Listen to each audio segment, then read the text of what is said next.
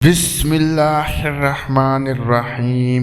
ایک مرتبہ حضور صلی اللہ علیہ وسلم مسکرا رہے تھے تو ایک صحابی نے پوچھا، یا رسول اللہ صلی اللہ علیہ وسلم، کون سی چیز خوشی کی وجہ ہوئی؟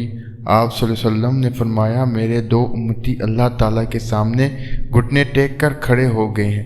ایک کہتا ہے، یا اللہ بسم اللہ الرحمن الرحیم، السلام علیکم ورحمۃ اللہ۔ حضرت کعب بن مالک رضی اللہ تعالیٰ عنہ سے اس وقت کی روایت ہے جب وہ غزوہ تبوک سے پیچھے رہ گئے تھے، انہوں نے بیان فرمایا، توبہ قبول ہونے کے بعد جب میں نے حضور نبی اکرم صلی اللہ علیہ وسلم کی بارگاہ میں حاضر ہوا کر سلام عرض کیا تو آپ صلی اللہ علیہ وسلم کا چہرہ انور خوشی سے جگمگا رہا تھا۔ آپ صلی اللہ علیہ وسلم جب بھی مسرور ہوتے تو آپ صلی اللہ علیہ وسلم کا چہرہ مبارک یوں نور ہو جاتا تھا جیسے وہ چاند کا ٹکڑا ہو۔ ہم آپ صلی اللہ علیہ وسلم کے چہرہ انور سے آپ کی خوشی کا اندازہ لگا لیا کرتے تھے۔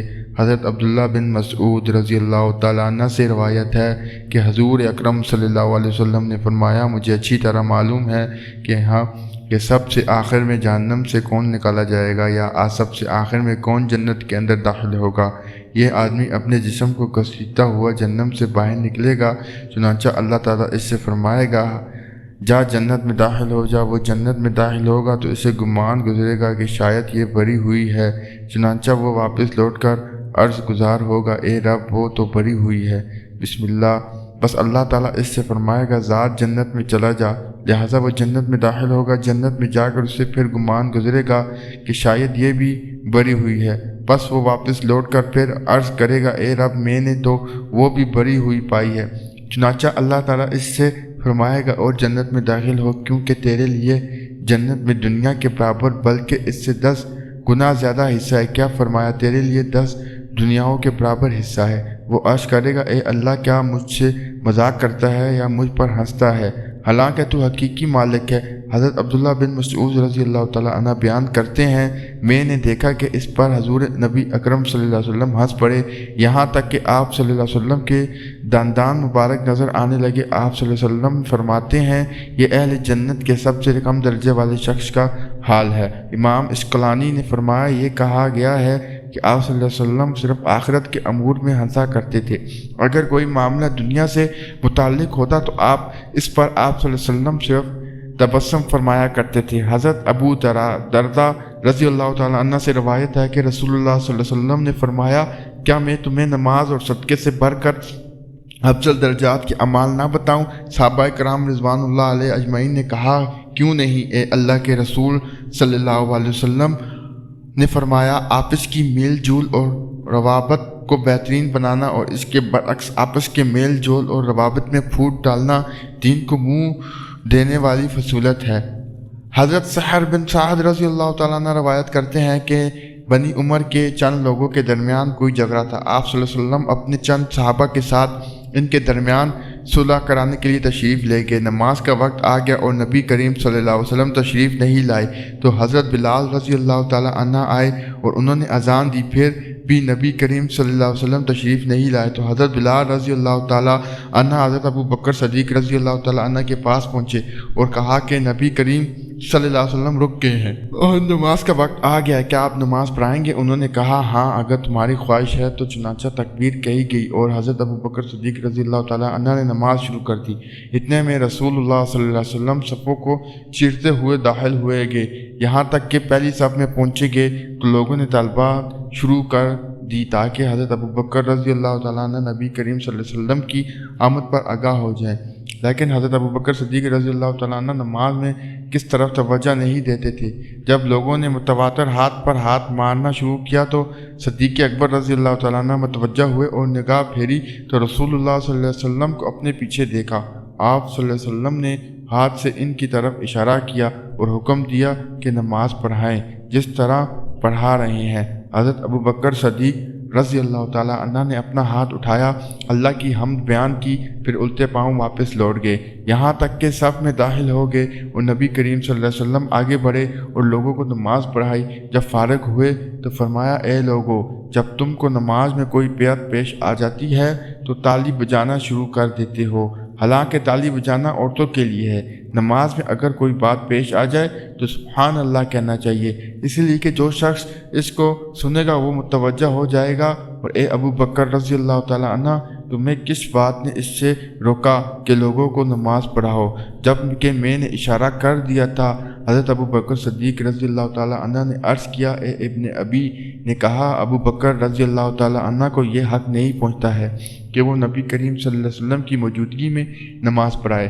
سیدہ بنت عبد الرحمن سیدہ عائشہ رضی اللہ تعالیٰ عنہ کا قول نقل کرتی ہیں کہ رسول اللہ صلی اللہ علیہ وسلم نے دو جھگڑے والوں کی آوازیں دروازے پر سنی جو بلند ہو رہی تھی۔ ان میں سے ایک دوسرے سے کہہ رہا تھا کہ مہربانی کر کچھ قرض معاف کر دیں، اور دوسرا کہہ رہا تھا کہ واللہ میں نہیں کروں گا۔ رسول اللہ صلی اللہ علیہ وسلم ان دونوں کے پاس تشریف لے آئے اور فرمایا کہ کہاں ہے وہ شخص جو اللہ کی قسم کھا کر کہہ رہا تھا کہ میں قرض معاف نہیں کروں گا؟ اس نے عرض کیا، میں ہوں یا رسول اللہ صلی اللہ علیہ وسلم، اور میرا ساتھی جو چاہے میں اسے معاف کر دیتا ہوں۔ سیدہ ام کلثوم بنت اکبر رضی اللہ تعالیٰ عنہ سے روایت ہے، انہوں نے بیان کیا کہ میں نے رسول اللہ صلی اللہ علیہ وسلم کو فرماتے ہوئے سنا کہ وہ شخص جھوٹا نہیں ہے جو جھوٹی بات صلح کرانے کے لیے کہہ دے، بشرط یہ کہ نیت اچھی ہو، مثلاً دعا میں رنج ہو، اور یہ ملاپ کرانے کی نیت سے کہہ رہے ہیں کہ وہ تو آپ کی خیر خواہ میں یا آپ کی تعریف کرتے۔ استلانی نے کہا کہ ایسے جھوٹ کی رخصت ہے جس میں بہت فائدے کی امید ہو۔ امام مسلم رحمۃ اللہ علیہ کی روایت میں اتنا زیادہ ہے کہ 3 جگہ جھوٹ بولنے کی اجازت نہیں ہے، ایک تو لڑائی میں، دوسرے مسلمان کی آپس میں میل جول کرانے میں، تیسری اپنی بیوی سے۔ حضرت ابو ہریرہ رضی اللہ تعالیٰ عنہ سے روایت ہے کہ رسول اللہ صلی اللہ علیہ وسلم نے فرمایا، ہر سوموار اور جمعرات کو بارگاہ الہی میں اعمال پیش کیے جاتے ہیں، بسم اللہ، اللہ تعالیٰ ہر اس شخص کو سجیدہ گناہ معاف فرما دیتا ہے جو اللہ کے ساتھ کسی کو شریک نہ ٹھہراتا ہو، سوائے اس شخص کے اس کے بھائی کے درمیان دشمنی اور نہ ہو، تو اللہ تعالیٰ فرماتا ہے ان دونوں کو چھوڑ دو یہاں تک کہ یہ صلح کا لے۔ امام ظاہری رحمۃ اللہ علیہ کہتے ہیں، اللہ پاک سب کو زیادہ و مقدم پسند ہے جو مسلمانوں میں صلح اور باہمی تعلقات کی اصلاح کے لیے اٹھے۔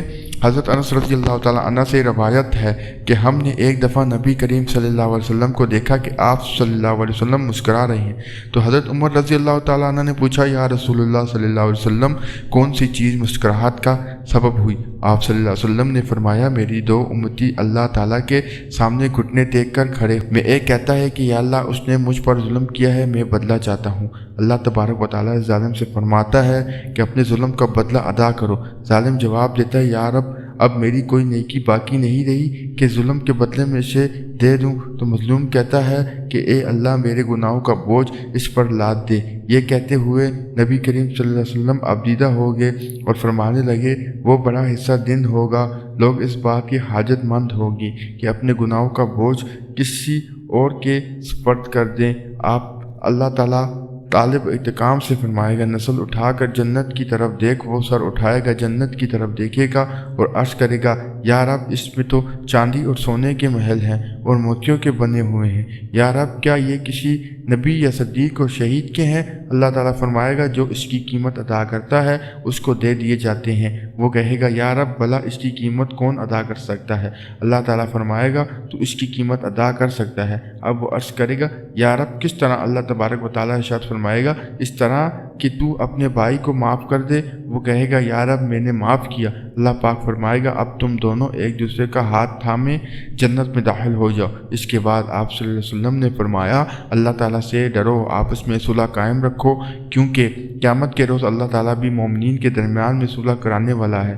محترم ناظرین، اسلام ایک پرامن مذہب ہے جو اپنے مانگنے والوں کو اتحاد و اتفاق کا درس دیتا ہے اور باہمی لڑائی جھگڑوں کی حوصلہ شکنی کرتا ہے۔ یہی وجہ ہے کہ اگر 2 مسلمانوں میں اختلاف ہو جائے تو ان کے درمیان صلح کروانے کا حکم قرآن کریم اور حدیث مبارک میں بکثرت مقامات پر دیا گیا ہے، اور اس کے بہت فضائل بھی بیان کیے گئے ہیں۔ ارشاد باری تعالیٰ ہے، صرف مسلمان بھائی ہیں تو اپنے بھائیوں میں صلح کراؤ دو، اور فرمایا اگر مسلمانوں کے 2 گروہ آپس میں لڑ پڑے تو تم ان میں صلح کرا دو، پھر اگر ان میں سے ایک دوسرے پر زیادتی کرے تو اس زیادتی کرنے والے سے لڑو یہاں تک کہ وہ اللہ کے حکم کی طرف پلٹ آئے، پھر اگر وہ پلٹ آئے تو انصاف کے ساتھ ان میں صلح کرا دو۔ حضرت محمد صلی اللہ علیہ وسلم نے صلح کے متعلق ارشاد فرمایا، سب سے افضل صدقہ روٹے ہوئے لوگوں میں صلح کرا دینا ہے۔ آپ صلی اللہ علیہ وسلم نے فرمایا، کیا میں تمہیں روزہ نماز اور صدقے سے افضل عمل نہ بتاؤں؟ صحابہ کرام نے عرض کی، یا رسول اللہ صلی اللہ علیہ وسلم ضرور بتائیے۔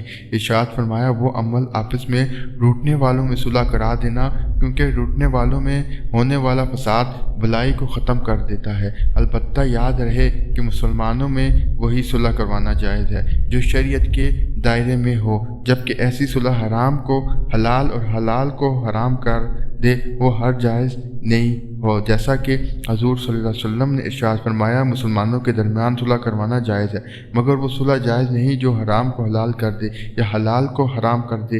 اللہ پاک ہمیں شریعت کے دائرے میں رہتے ہوئے مسلمانوں کے درمیان صلح کرانے کی سعادت نصیب فرمائے، آمین۔ اللہ پاک ہمیں دین کے راستے پر چلنے کی توفیق عطا فرمائے اور ہر مسلمان کی باہمی تعلقات کو مضبوط پر امن بنائے، آمین یا رب العالمین۔ جزاکم اللہ۔